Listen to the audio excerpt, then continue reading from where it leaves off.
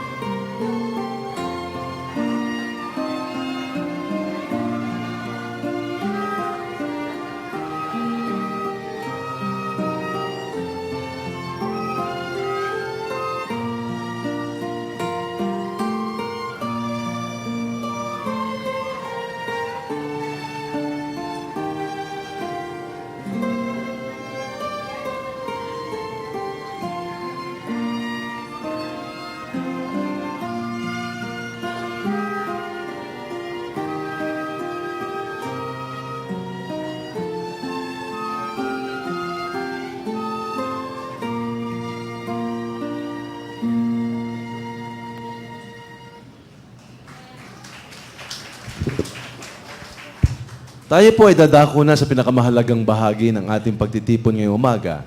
Ang atin pong senior pastor ay wala po sa ating kalagitnaan ngayon. Siya po ay nasa Novaliches. But we have an able preacher today that will preach on his behalf. Tayo po ay tumayong lahat as we welcome to the pulpit Preacher Judge Henry Domingo to come and preach to us the Word of God.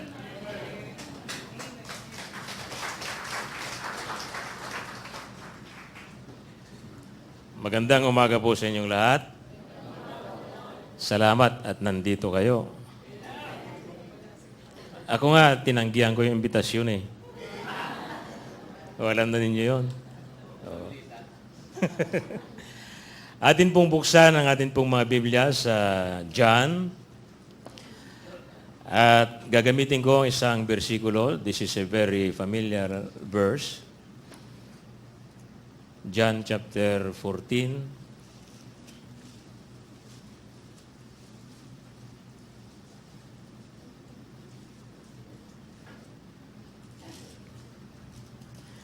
Babasahin po natin from verse 1 to 6. Verse 1, let not your heart be troubled. Ye believe in God, believe also in me. In my Father's house are many mansions. If it were not so, I would have told you, I go to prepare a place for you. And if I go and prepare a place for you, I will come again and receive you unto myself, that where I am, there ye may be also. And whither I go, ye know, and the way ye know. Thomas saith unto him, Lord, we know not whither thou goest, and how can we know the way? Jesus saith unto him, I am the way, the truth, and the life. No man cometh unto the Father but by me. Shall we pray? Panginoon, maraming salamat po sa inyong salita. Buksan sa ninyo ang mga puso't isipan at tulungan nyo kami upang amin pong makita at maunawaan ang kalagayan ng amin pong bansa at amin pong mga kababayan. At upang makita po namin ang amin pong mga tungkulin bilang inyong mga anak. Nawa, kami po ay maging bahagi ng pagbubukas sa mga puso't isipan ng aming pong mga kababayan upang kanilang makita ang tunay na daan, ang tunay na buhay, at ang tunay na katotohanan. Pagpalain sa inyo, Panginoon, ang mensaheng ito. Kausapin sa inyo ang bawat isa, lalong-lalo na po ang amin pong mga bisita. Magligtas sana kayo, Panginoon, ng kaluluwa. Ito po ang dalangin sa pangalan ni Jesus. Amen. Thank you, and you may be seated, please. Ngayon pong umaga ay nais ko pong talakayin ang paksang man's ignorance of the only way, the truth, and the life. Sa nakaraan pong ilang linggo ay atin pong nakita ang napakarami po sa atin pong mga kababayan. Siguro daan-daan libo o baka milyon pa who did their best. Una, just to touch o kahit man lang may punas ang kanilang mga panyo sa isang pirasong kahoy na kanilang tinatawag ng Black Nazarene. Hanggang ngayon, iniisip ko pa, bakit pinili yung salitang black? Bakit hindi white? Ha? Bakit Black Nazarene? Hindi White Nazarene? Oh. Siguro dahil ang nasa loob ay black. At atin pong mga kababayan, napakarami ay they endured hours upon hours of waiting. Sa init ng araw o lamig ng ulan ay kanilang tiniis. Trusting that by touching the image or wiping their handkerchief on this image, they could be forgiven of their sins. Trusting and believing that by doing so, they could be healed of their sicknesses and their diseases. That they could be blessed and be successful, especially in their businesses. And by doing so, they believe and they trust that they could go to heaven. In the process, about the other Friday, not this Friday, one died and about 1,200 got injured. And so, that situation brought me to Psalm 115. Particularly in verses 4 up to 8. These people, itong pong mga kababayan natin na ito, they put their trust and faith, and they continue to put their trust in faith on something that is known as idol. At dito po sa psalm ay makikita po natin dito ang katangian ng kanilang pinagkakatiwalaan, katangian ng kanilang pinananampalatayanan. Anong sabi doon? That their idols are silver and gold. Subalit ito ay gawa ng kamay ng tao. They have mouths, but they speak not. Eyes have they, but they see not. They have ears, but they hear not. Noses have they, but they smell not. They have hands, but they handle not. Feet have they, but they walk not. They that make them are what? Are like unto them. So yung pong mga gumawa ng mga imahen na ito ay kagaya ng imahen na kanilang ginawa na meron ngang bibig, subalit hindi nagsasalita. May mata, hindi nakakakita. May tainga, hindi nakakarinig. May ilong, hindi nakakaamoy. May mga kamay na hindi nakakagawa. May mga paa, subalit hindi nakakalakad. See? So is everyone that trusted in them. So yun pong mga gumawa sa mga imahen na ito at yung mga naniniwala at nagtitiwala sa kanila ay kagaya nila. Nakakalungkot mga kapatid, mga kaibigan. And then, noong Huwebes, linggo ngayon noong Huwebes, we again witnessed a similar event. Thousands upon thousands of our countrymen.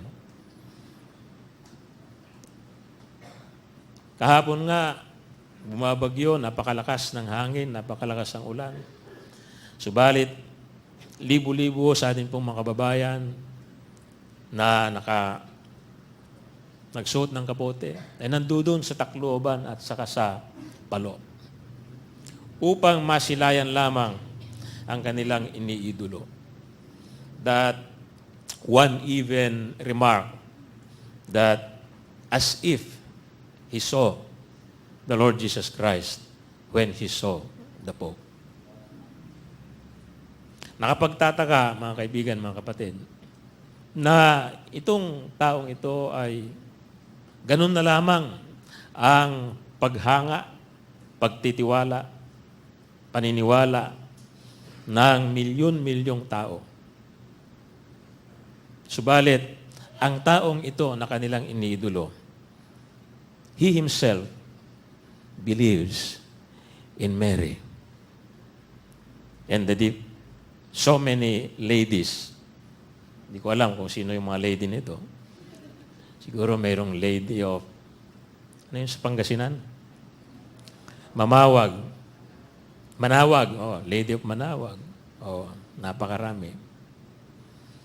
At they believe that he is much more closer to God than anybody else. That's why they put their trust and faith in Him, and they continue to put their trust and faith in Him. But as I said, it is ironic that this very man, whom they believe, also believes in Mary and in their patrons. Kaya nga, nung siya ay napaagang umalis sa Palo, Leyte, kahapon, he was supposed to stay there up to 5 in the afternoon, but he had to leave at 1 o'clock on the insistence of the pilot dahil sa bagyo. Ang sabi niya, let us leave everything to the lady. Yun po ang sinabi niya. Narinig ko eh. And as what happened in Manila during the Black Nazarene occasion, isa rin ang namatay sa Tacloban. Siya ay nabagsakan ng speaker. So, that brought me, and this should bring us, to verse 6 of John chapter 14, no, verse 5 rather, ito po ay pinapakita, this shows us the relevance of the question of Thomas in verse 5. When he asked, Lord, we know not whither thou goest, and how can we know the way? Ito pong tanong ni Thomas na ito, mga kaibigan, mga kapatid, ay nagpapakita sa atin ng walang pagkaalam ang tao. Walang kaalaman ang tao. This shows us the ignorance of men. Una, that man is ignorant on the shortness of life. Walang pagkaalam ang tao sa kaiksian ng buhay. James 4, in verse 14, may tanong po dito, for what is your life? It is even a vapor that appeareth for a moment and vanishes away. Mga kaibigan, mga kapatid, if we only know how short man's life is, we would value it. Diba? Kung alam natin na napakaikli ang isang panahon, ay bibigyan natin ng kahalagahan ng panahon na yan. Subalit dahil hindi natin alam ang kaiklihan ng buhay, ay hindi natin binibigyan masyado ng pansin. Hindi natin binibigyan ng halaga ang buhay. And if we know how short man's life is, if we know how short our life is, we would do what is right. Take the fullest. And we would be very careful with the things we do, with the places we go, and with people to associate with. We would be very careful. Subalit dahil sa hindi natin alam ang katotohanan na napakaikli ang buhay, ay sa atin binubuhay natin para bang yung bara-bara lang. Ano po? If you only know how short life is, we ought to be motivated in telling others about the Lord Jesus Christ. Subalit, do we value the moment, every day, and every hour that is given by God to us? Kung minsan nakakaligtaan po natin. Napakikli po ang buhay. Alala nyo yung mga nag-crash na mga aeroplano na halos magkasunod. Yung una, yung hindi pa nakikita hanggang ngayon, yung Malaysian Airlines. At sinundan yan ng Asian Spirit. Asia Air. Pero meron ding Asian Spirit, di ba? Asia Air. Na napakarami pong mga bata ang lulan ng eroplanong yan. At hanggang ngayon, karamihan sa kanila hindi pa nakikita. So, nagpapakita lang mga kaibigan, mga kapatid, na napakaikli ang buhay ng tao. At hindi po natin alam kung kailan matatapos ang buhay na yan. Kaya mag-ingat kayo, o kayong sumakay ng Asia. Meron ngang tiga Cebu. Sino ang tiga Cebu dito? Ayun, si Preacher. Ayaw niyang, si Preacher Ador, yung isang tiga Cebu, ayaw niyang sumakay sa Cebu Pacific. Ayaw. Bakit? Biro mo, sumakay siya sa Cebu. Lumapag siya sa Pacific.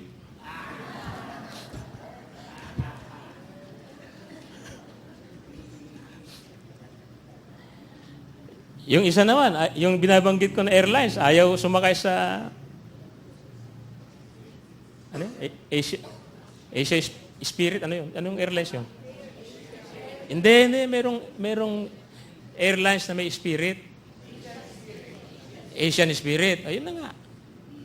Bakit ayaw sumakay?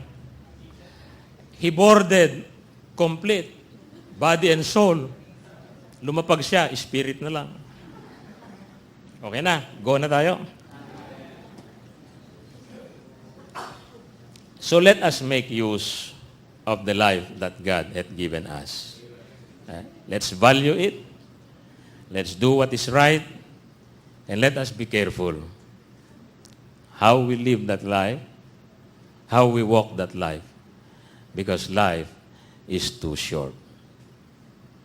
And then man is ignorant not only of the shortness of life, but man is ignorant about spiritual things. Kung papansinin po natin ang buhay ngayon sa atin pong kapaligiran, ay mas marami po yung mga concerned sa mga material things kesa spiritual things. Why? Because they know what material things are, but they lack knowledge about spiritual things. Man is ignorant.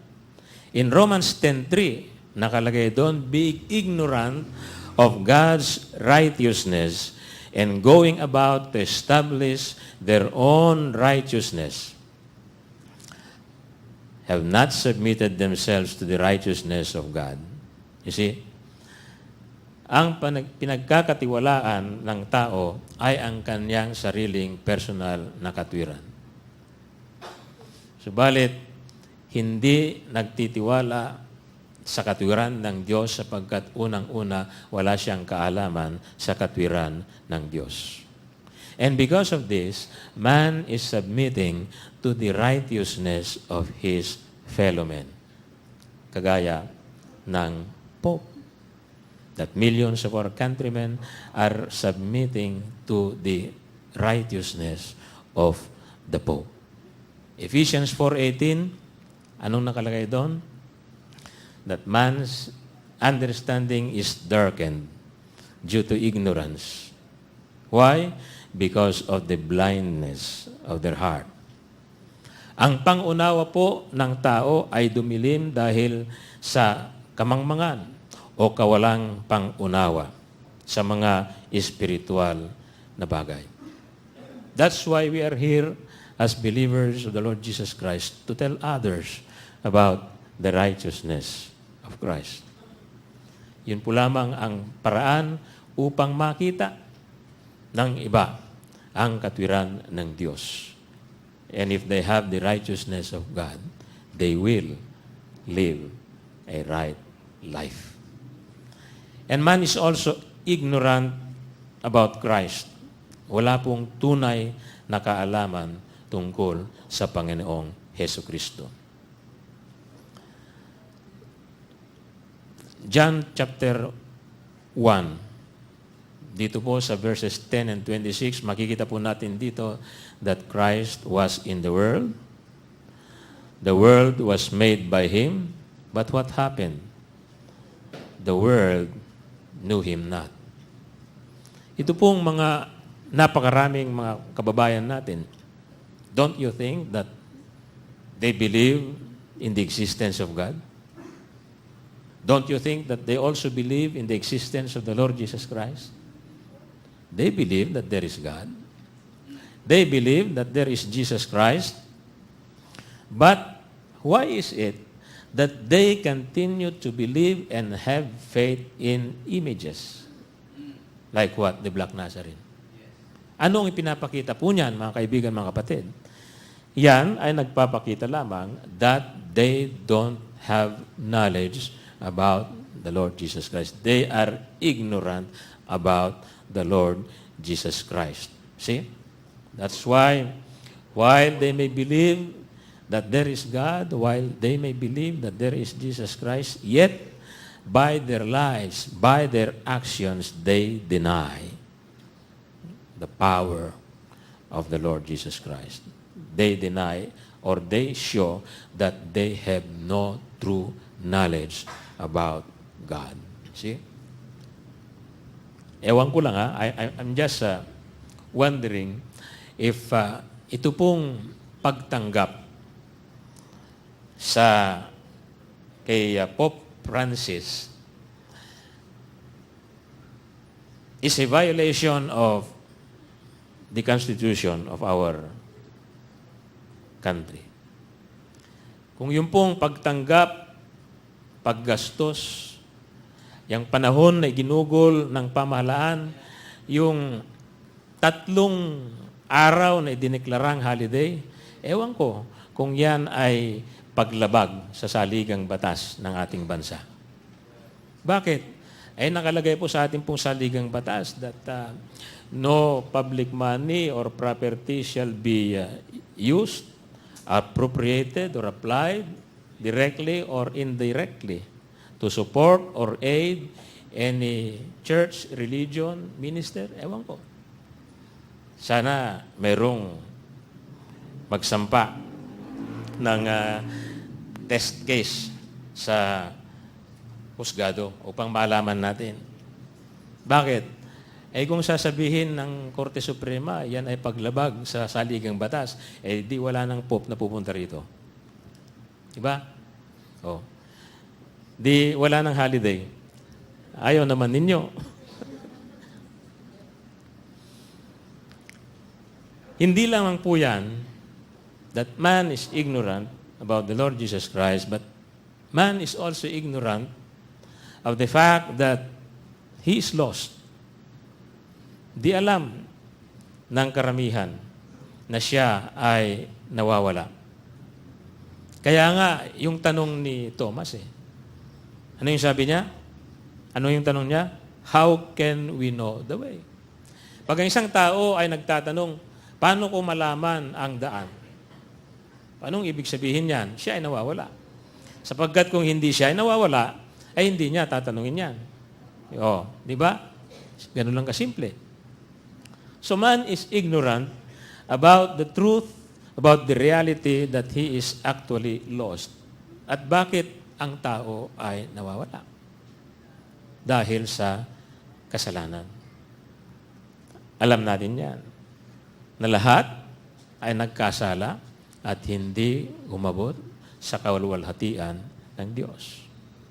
Subalit, ang mas masarap doon, mga kaibigan, mga kapatid, ay ang katotohanan na walang tunay na kaalaman ng tao tungkol sa katotohanan na pagkatapos ng buhay na ito ay paghukom.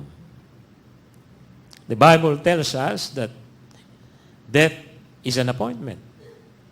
But then, the reality is, things do not end upon death. It says that death, it is appointed unto man once to die, but after this is what? The judgment. Kanya tungkulin po ng bawat mananampalataya na sabihin sa iba na pagkatapos ng buhay na ito ay ang kahatulan. Man is ignorant about that. Because if man is not ignorant about that reality, then he would be very careful. Sapagkat ang alam lang ng tao, pag namatay ang isang tao, tapos na ang lahat. No. It does not end there. There is still a judgment. There is a judgment to those who do not believe. There is a judgment to those who believe. To those who believe, the judgment refers to their reward. To those who do not believe, the judgment is everlasting punishment in hell. See? We ought to tell others that man is a sinner and the penalty of sin is death. Kaya mayroon po tayong tungkulin, napakabigat na tungkulin, upang sabihin sa iba na ang kabayaran ng kasalanan ay kamatayan.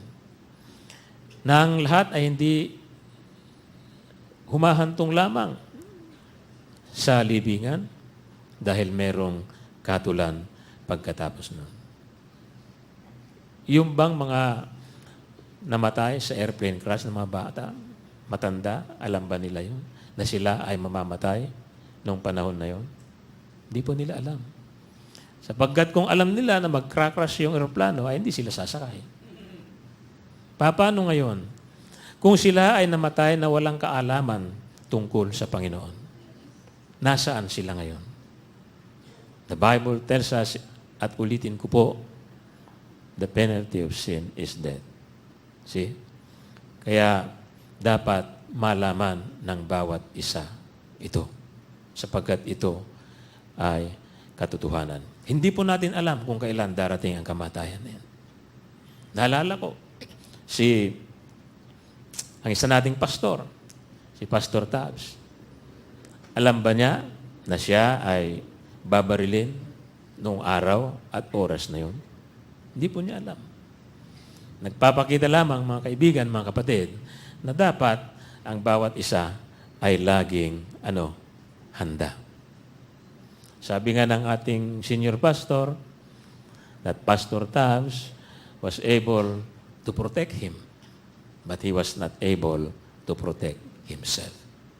Subalit, ang maganda doon, alam niya, handa siya na mamatay. At siya ay nasa langit niya.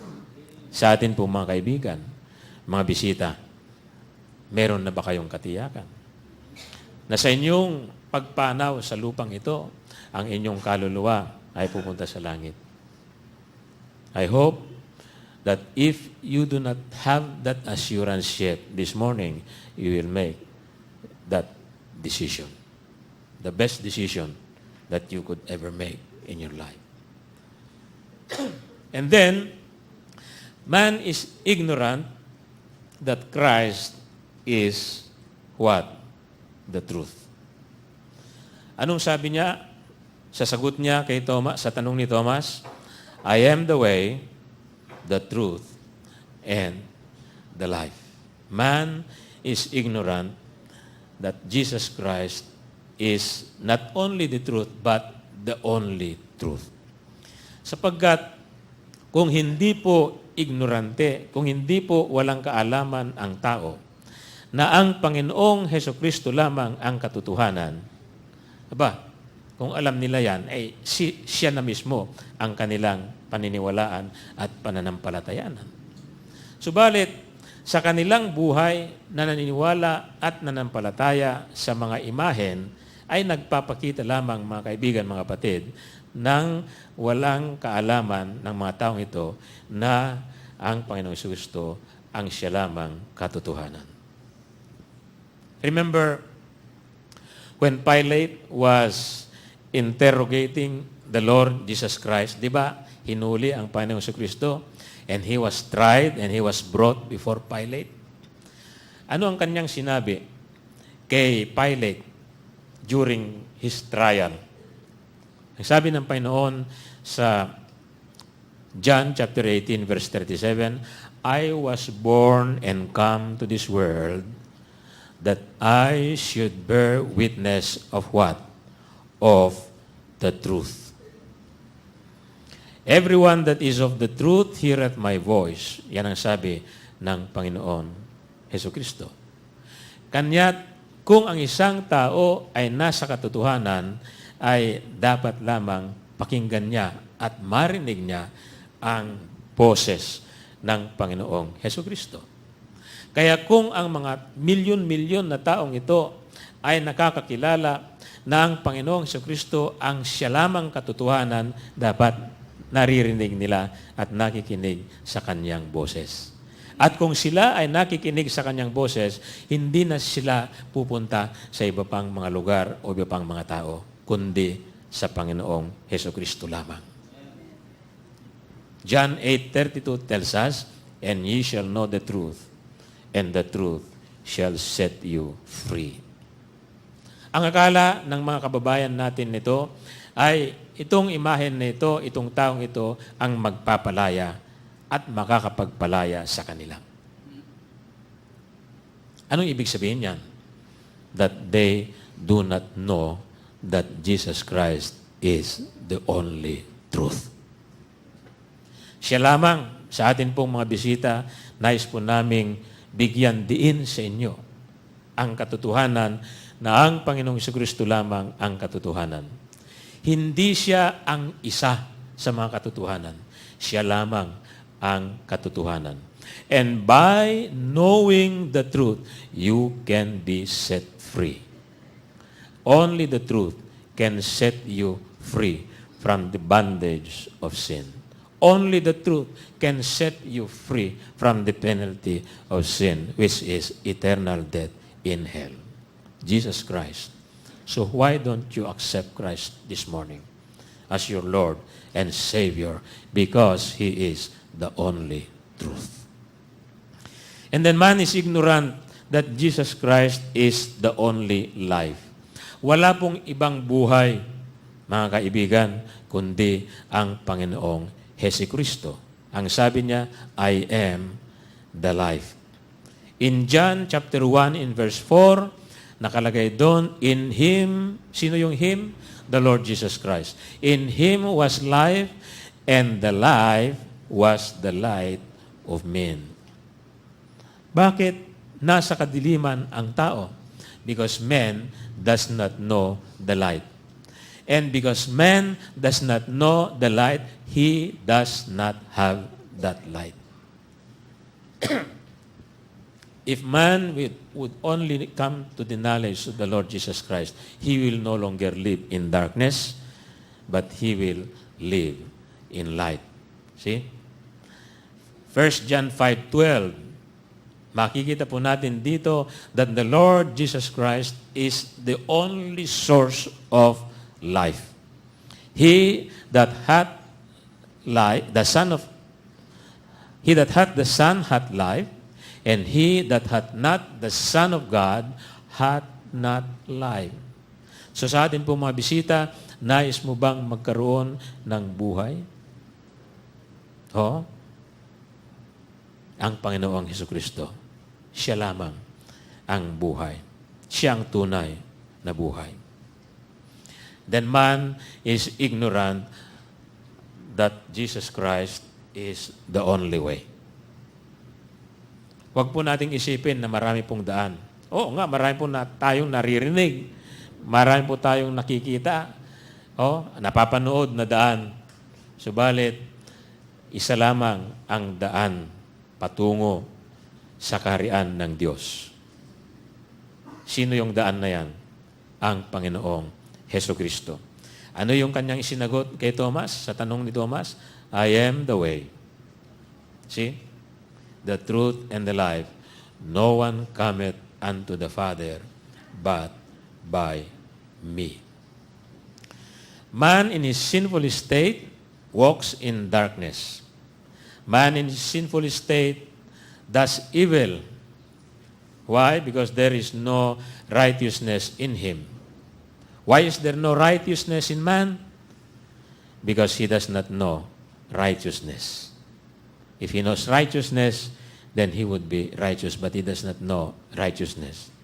And because man does not know righteousness, he needs the light to see the way clear. And Christ is the way. Thanks be to God and praise be to Him because we have access to God. We have access to God's grace through the Lord Jesus Christ. Yan pong sinasabi sa Romans 5:12. At ang kanyang sinabi sa John chapter 10 in verse 9, anong sinabi ng Panginoon? Anong makikita natin? Siya ang pintuan. I am the door. Yan ang sinabi niya. He declared that He is the door. By me, if any man enter in, he shall be saved. Anong ibig sabihin niyan? That man can only be saved through Jesus Christ. Hindi sa atin po mga bisita, hindi po maliligtas ang isang makasalanang tao sa pamamagitan ng paghipo sa itim na Nazareno. Hindi po maliligtas ang isang makasalanang tao sa pamamagitan ng kanyang pakikipagkamay kay Pope Francis o sino mang Pope. Ang tao ay maliligtas lamang sa pamamagitan ng Panginoong Jesucristo because He declared, I am the way. There is no other way. There is only one way. and that is the Lord Jesus Christ. Sa atin pong mga bisita, wala po kayong ibang paniwalaan, wala po kayong ibang panampalatayanan, wala po kayong ibang tawagin kundi ang Panginoong Hesukristo. At dahil po sa walang kaalaman ng tao sa mga bagay-bagay na ito, dahil po sa nangyayari sa atin pong bansa, natin pong natunghayan sa ilang mga araw, God is calling man to return to Him. Kung tama yung ginawa nila, di dapat wala nang namatay. Dapat wala nang libu-libong nasaktan. So ano ang sinasabi ng Panginoon?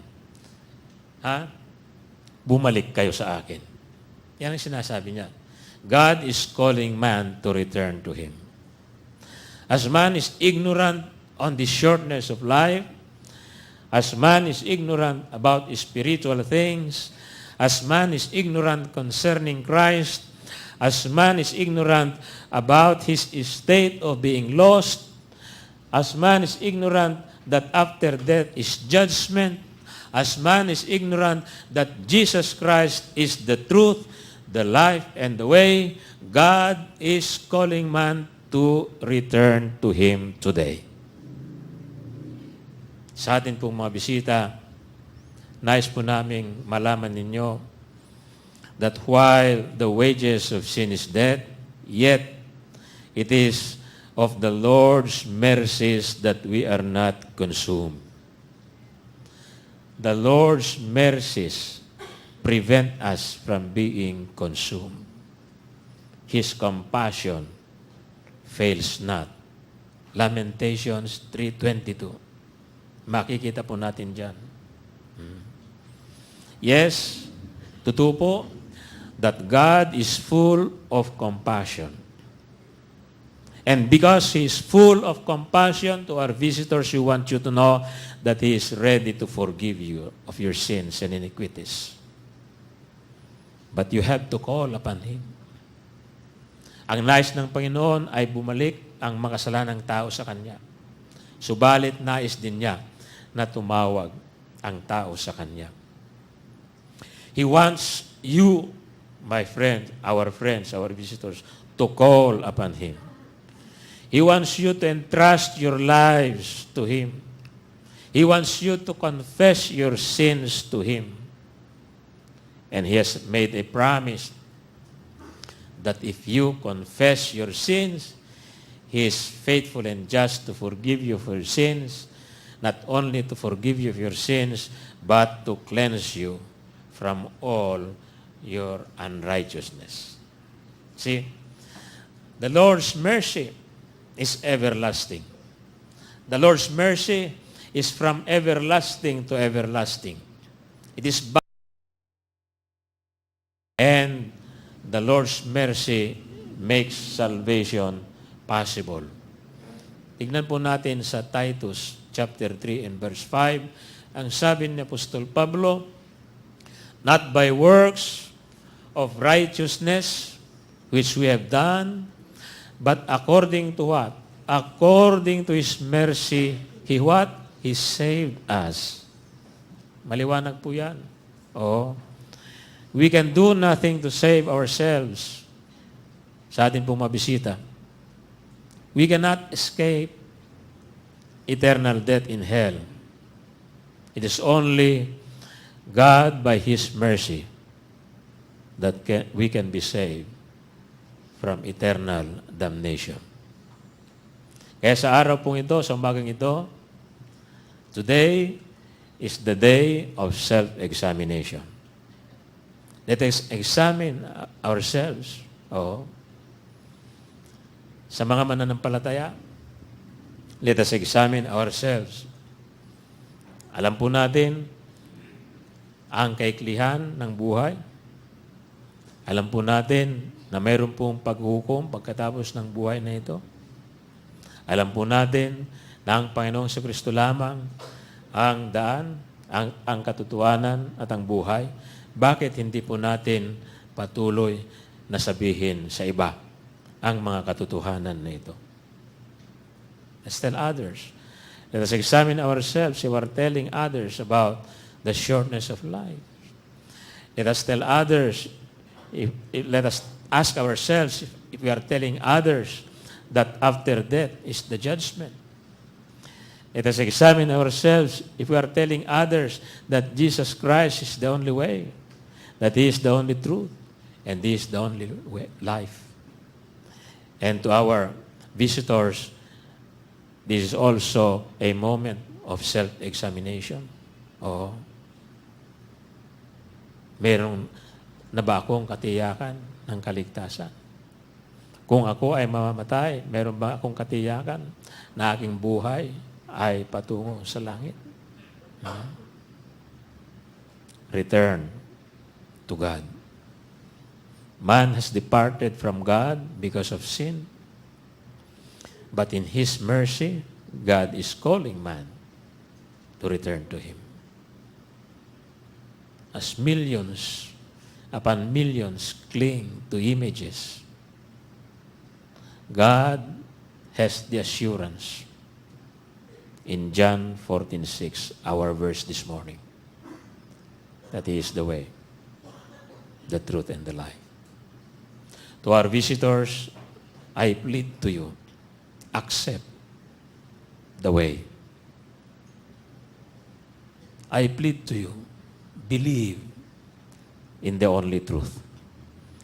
I plead to you, receive that life in the person of the Lord Jesus Christ. Again, I'd like to remind our visitors that all are sinners before a holy God. He's calling you to repentance.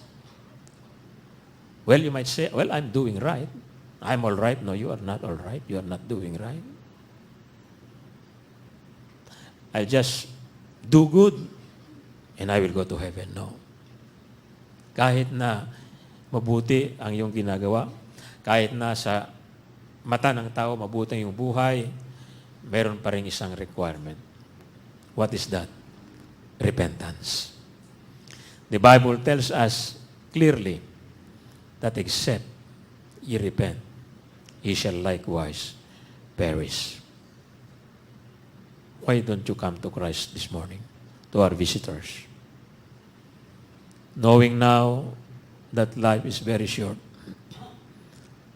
knowing now that the penalty of sin is death, knowing now that there is judgment after death,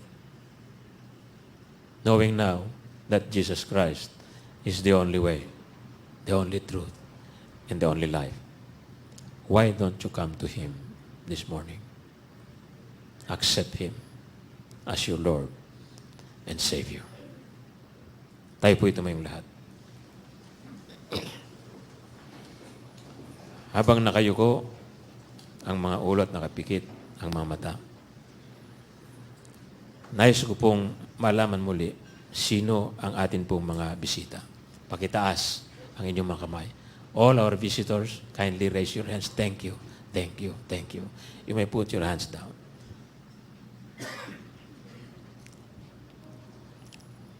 Tayo po'y manalangin. Dakilang Diyos at magpalang Ama, samalang po sa inyong salita. Pagpalain sa inyo, Panginoon, ang panyayang ito. Nakita po ninyo ang mga kamay na naitaas ngayong umaga. Dalayan ko, nakausapin nyo ang lahat ng mga nagsitaas ng kanilang mga kamay. Kahit sa mga hindi nagtaas ng kanilang mga kamay, subalit wala pa silang kaligtasan, Panginoon. Dalangin ko, nakausapin ninyo sila. Bigyan sila ng lakas upang tumugon sa paanyayang ito at pumunta dito sa harapan. Please bless this invitation, dear Father. In Jesus' name we pray. Amen.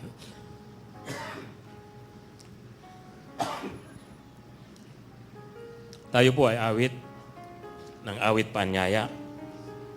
At sa atin pong pag-awit, nais ko pong anyayahan ang lahat ng ating pong mga bisita na pumunta dito sa harapan upang tunay nga na may pakita sa inyo mula sa Biblia ang tunay na kaligtasan. Pagtanggap kay Kristo Jesus na inyong Panginoon at tagapagligtas. Huwag po kayong mahiya, sapagkat hindi nahiya ang Panginoong Kristo sa krus ng Kalbaryo. As we sing the first verse of this song, I invite you to come forward. Sa atin pong mabisita as we sing. Out of my bondage, sorrow and night, Jesus I come, Jesus I come, into thy freedom, gladness and light. Jesus I come to thee. All of my sickness into thy hand, all of my want and into thy well, all of my sin and into thyself. Jesus, I come to thee. Kaibigan, hindi ka inaanyayahan dito sa harapan upang maging kasapi sa Metropolitan Bible Baptist Ecclesia. Inaanyayahan ka dito sa harapan nais namin na ikaw ay magkaroon ng katiyakan, ng kaligtasan. Napakasimple lang po ang tanong, mga kaibigan. Paglabas mo ba sa sanktuaryo na ito, ay meron kang katiyakan na kung sakaling ikaw ay babawian ng buhay, ikaw ay patungo sa langit? Are you sure of that? Do you know that? Kung hindi mo alam o merong pag-aalinlangan sa iyo, why don't you come? Upang makatiyak ka ng kalangitan, sakaling bawian ka ng buhay. We don't live forever. We have seen how short life is. Nakita natin yan. Why don't you take advantage of this moment? Why don't you make a decision now before it's too late? Huwag mong ipagpaliban yan dahil hindi mo alam kung ano mangyayari pagkatapos ng umagang ito. Huwag kang mahiya. Dahil ang sabi ng Biblia, pag ikinahiya mo ang Panginoon, ikakahiya ka rin niya sa harapan ng kanyang Ama. And it will be too late kung hintayin mo yan. So again, as we sing the next verse of this song, I would like to invite our visitors to come as we sing. Out of my shameful failure and loss, Jesus I come, Jesus I come, into the glorious gain of thy cross. Jesus I come to thee. All of our sorrows into thy love, all of our souls and into thy heart, out of distress to jubilant song. Jesus, I come to thee. We will sing one more verse. Kung ikaw ay ligtas na, tinanggap mo na si Kristo Jesus na yung Panginoon tagapagligtas, this verse is for you if you want to follow Christ in the waters of baptism. Wala pong dahilan kung bakit hindi ka sumunod sa tubig ng bautismo. Kung tunay na tinanggap mo na si Kristo Jesus na yung Panginoon at tagapagligtas. So if you want to follow Christ in the waters of baptism, this verse is for you. At kung nais mong maligtas, maaari ka pa rin pumunta dito sa harapan as we sing the last verse of this song. out of unrest and arrogant pride. Jesus, I come. Jesus, I come into thy blessed will to abide. Jesus, I come to thee. Out of myself to dwell in thy love, out of despair into raptures above, onward for on wings like a dove. Jesus, I come to thee. Okay, thank you, and you may be seated, please.